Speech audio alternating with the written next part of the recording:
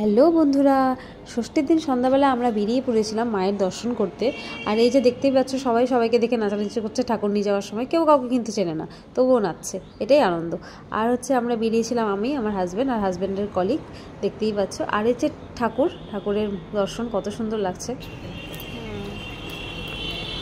আমরা এখন কোথায় যাচ্ছি?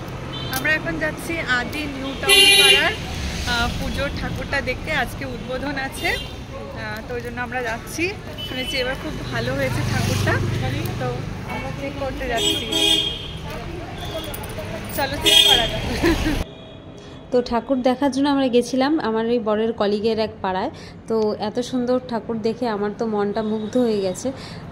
এত মূর্তিটা এতই সুন্দর, মানে কি বলবো। আর ডেকোরেশনটাও দারুণ হয়েছিল, দেখতেই পাচ্ছ।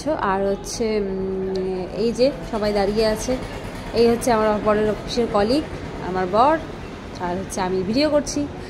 তো তারপরে এখান থেকে দেখার পরে বেরিয়ে গেলাম আমরা বাড়ি ফেরার জন্য, কারণ সেদিন আমরা ঠাকুর দেখিনি।